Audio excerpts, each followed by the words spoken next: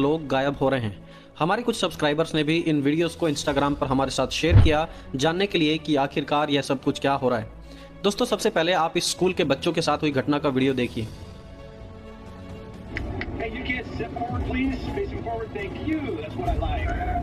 Vanished out of thin air. The kids disappeared.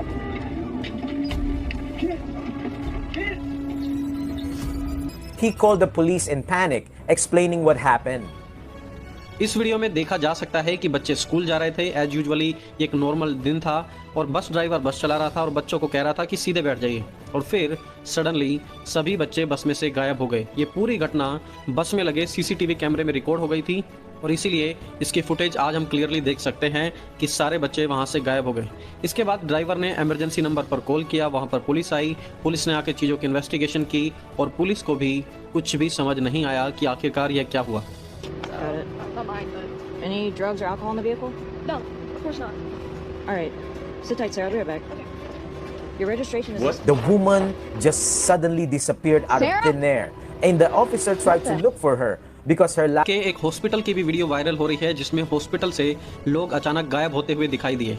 यहाँ पर देखिए, ये कैमरे लगे हुए हैं हर एंगल पर और उसमें सडनली देखा जाता है कि अचानक लोग वहाँ से गायब हो गए और उसके बाद हॉस्पिटल में हलचल मचने लगती है।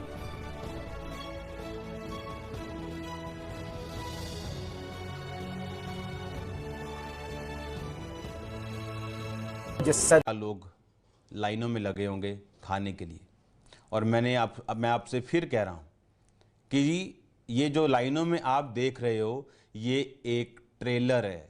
ये आप फिर, जैसे मैंने कहा था कि ये मीटिंग आप मुझे रिकॉर्ड करना क्योंकि ये मैं चलाऊंगा। मैं आज फिर आपको ये कह रहा हूं कि मेरी आज की बात रिकॉर्ड करना, मैं इसको चलाऊंगा। आने वाले समय में आपको इतना तैयार रहना पड़ेगा क्योंकि ये लास्ट वायरस नहीं है, इसके बाद भी चीज़ें आएंगी और वो इतनी भयानक होंगी कि सरकार को सोशल मीडिया बंद करना पड़ेगा, क्योंकि सोशल मीडिया पे उनकी बीमारी की इतनी भयानक पिक्चरें होंगी कि लोगों को अटैक होने शुरू हो जाएंगे, पैनिक, घबरा जाएंगे लोग, और सरकार को सोशल मीडिया बंद करना पड़ेगा। पर बाइबल कहती तुम्हारा मन व्याकुल ना हो। क्यों? क्योंकि शैतान का मसीही लोगों के ऊपर, खुदावंद के लोगों के ऊपर कोई भी अधिकार नहीं। परमेश्वर, बाइबल कहती है, अपने लोगों से आने वाले समय की बातें करता आया।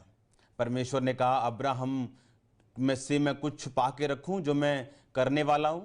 अब्राहम जो मेरा दोस्त है, बाइबल कहती वो अपने दासों पर अपना मर्म प्रकट किए बिना कुछ भी नहीं करेगा। परमेश्वर, जो मैं आपसे कह रहा हूं कि ये सिर्फ एक ट्रेलर है। आने वाले दिनों में लोग बेसिक्स के लिए लड़ेंगे, खाने के लिए लड़ाई होगी, राशन मिलना बहुत बड़ी प्रॉब्लम होगी, लेकिन ये अंतिम दिन होंगे जब कलीसिया उठा ली जाएगी और उसके बाद का ये सीन होगा। और परमेश्वर आपको दिखा रहे हैं कि आपको तैयार रहना है। आपको एक दिन आएगा जब यीशु मसीह हमें रैप्चर हो जाएगा और कलीसिया एकदम से, क्रिश्चियन लोग गायब हो जाएंगे और स्वर्ग की ओर चले जाएंगे। उसके बाद ऐसे दिन आएंगे कि लोगों के पास एक खाने के लिए उन्हें मोहरें लगवानी पड़ेंगी, और उस समय जो तो विश्वासी अभी पूरे हैं वो तो चढ़ा लिए जाएंगे स्वर्ग पे, लेकिन जो पूरे नहीं उन्हें सेकंड चांस मिलेगा, लेकिन वो सेकंड चांस उनको अपनी मौत में से होकर उद्धार में प्रवेश करना पड़ेगा। आज लोग समझ रहे हैं कि पिछले सालों से पवित्रताई का प्रीच चल रहा है, हमने सालों से पवित्रताई का प्रचार सुना लेकिन माना नहीं। अब वो दुखी हो रहे हैं क्योंकि उन्हें मालूम है कि परमेश्वर न्याय कर रहा है, परमेश्वर जज कर रहा है लोगों को। Bless you all of you, सबको जय मसीह की। मेरे भाइयों, मेरी बहनों और मेरे फ्रेंड्स, मैं आज आप सबके लिए एक ऐसा वचन लेके आऊं जिसकी वजह से आप लोग अनंत जीवन और उद्धार तो पा ही सकते हैं, साथ साथ आप एक जीवन में लीडर भी बन सकते हैं और आप उसके साथ साथ अपने जीवन में सारी सफलता भी पा सकते हैं। और वही वचन आपके जीवन में आपको बहुत ऊपर भी लेके जाएगा। अगर इस वचन को आपको सुनना है तो परमेश्वर की इस बात को और इस वचन को गंभीरता से ले और इस वचन पे काम भी करें। फिर देखिए, आपके जीवन को कोई भी नहीं रोक सकता सफल होने से। तो मैं आज अपने भाई बहनों को उनको बताना चाहता हूं जो अपने उस स्वभाव में है, जो स्वभाव उनको गिराया जा रहा है।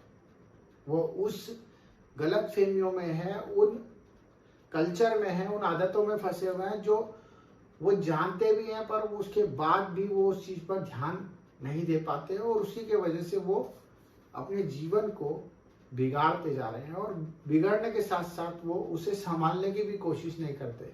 हाँ, वो प्रार्थना तो करते हैं, वो वचन भी पढ़ते हैं, परंतु उसके बाद भी वो क्यों नीचे हो जा रहे हैं, वो क्यों नहीं बढ़ पा रहे, उनका जीवन सफल क्यों नहीं हो रहा और वो क्यों नहीं धार्मिकता को समझ पा रहे हैं। इन विषयों के लिए मैं आपको एक चीज बताना चाहता हूँ मेरे भाई बहनों, कि जो मसीह में आया है, जो चुना हुआ है, अगर उसका उद्धार नहीं हुआ तो वो किस तरह का मसीह कहलाएगा, वो कैसा मसीह कहलाएगा। कि अगर वो दुखों में है, वो सिर्फ अपने बारे में सोचता रहता है, वो रोता रहता है, वो सोचता है कि मैं और मेरा कब तक, और मेरी जिंदगी, मेरा ये और मेरा घर और मेरा बाहर, वो परमेश्वर को जानता तो है परंतु परमेश्वर के वचन पे नहीं चल पा रहा। ये सबसे बड़ी हमारे अंदर एक तकलीफ आ जाती है जब हम लोग बुरी बुरी बुराइयों में, तकलीफों में पड़ जाते हैं। और इसका एक ही वचन परमेश्वर ने हमें दिया है, अगर हम इस पे नियंत्रण से, एक नियम अनुसार अगर हम उस पर ध्यान देंगे तो हम परमेश्वर के उस वचन के साथ साथ अपनी जिंदगी को भी अच्छा देख पाएंगे और बुराइयों से बच जाएंगे। क्योंकि संघर्ष आपका बढ़ रहा है, क्योंकि परमेश्वर का वचन कहता है कि उन्होंने हमारा बोझ ले लिया है और उन्होंने अपना बोझ दे दिया जो कि हल्का है, क्योंकि वो निष्पाप थे और हमने पाप किए परंतु परमेश्वर ने हमारे पापों की सजा क्रूस पर दी, जान दे दी। हम कुछ नहीं दे सकते, उन्होंने जान दे दी। हम अपना एक रुपया देने में भी सोचेंगे, हम अपनी कमीज देने में भी सोचेंगे, उन्होंने जान दे दी। अगर इस बात पर विश्वास करते हैं कि उन्होंने हमारे लिए जान दी और उस चीज पे आप डरेंगे, सहमे रहेंगे कि परमेश्वर ने हमारे लिए दुख उठाया और हम किस तरह से उस चीज को भूल जाएं। अगर आप परमेश्वर में आ गए हैं और परमेश्वर को जानने लग गए हैं तो वो बात मैं आपको बताने जा रहा हूं, वो है अपने मुंह की चौकसी। यस मेरे भाई बहनों, अपने मुंह की चौकसी, मुंह की चौकीदारी करनी होगी, क्योंकि हमारे मुंह से जो निकलता है वही हमारे लिए हो जाता है। अगर हम इसको समझे, क्योंकि वचन कहता है कि मुंह की जो जीभ होती है वो हमारे जीवन की पतवार होती है। जिस तरह से गाड़ी की स्टीयरिंग होती है उसी प्रकार हमारी जीभ अगर जरा से भी फिसली तो हमारी एक्सीडेंट हो जाता है, हमारा जीवन अंधकार में चला जाता है। अपनी जीभ को वश में करना ही जीवन में सफल होने का राज है। अपने मुंह को लगाम लगाना ही हमारे जीवन का वो होता है जो आशीषों की भंडार कर देता है, जो हमें पाप में नहीं पड़ने देता, रोगी नहीं होने देता, हमें बुराइयों से बचाता है। परंतु ये सब कैसे होगा? ये सब जब होगा जब हम अच्छी शिक्षा में रहेंगे, सच्ची शिक्षा में रहेंगे, परमेश्वर के वचन को सुनने वाले बनेंगे और वही वचन को बोलने वाले बनेंगे। अगर हम परमेश्वर के वचन को सुनेंगे और बोलेंगे तो हमारे मन में वही चलेगा। परंतु हम दुनियावी संगति में रहेंगे, दुनिया में घुसे रहेंगे तो हम वही बात करेंगे जो दुनिया करती है। हमें लोगों के साथ रहना है परंतु परमेश्वर की सुनना है। जिस तरह से यीशु मसीह दर बदर रहा, हमारे लिए फिरता रहा और उसने सिर्फ वही कहा जो परमेश्वर ने उसे कहा था। जो पिता की आज्ञा थी वो पुत्र ने निभाई और उस आज्ञा पे चल के उसने उद्धार के लिए हमें चुना। और वो चीज आज हमारे लिए भी हर प्रकार से उपयोगी है। तो हमें सिर्फ अपनी जीभ को वश में करना आना चाहिए। हमें वही बोलना है जो हमारा सत्य हो, जिससे लोगों का बुरा ना हो, जिससे लोगों का नुकसान ना हो। अपने पड़ोसी के लिए भी प्रेम करें, अपने सताने वालों के लिए भी दुआ करें और अपने दुख देने वालों के लिए भी प्रार्थना करें, क्योंकि यही परमेश्वर का जीवन है और यही हमारा जीवन है। अपनी जीभ को कंट्रोल कर लें। जय मसीह। आमीन।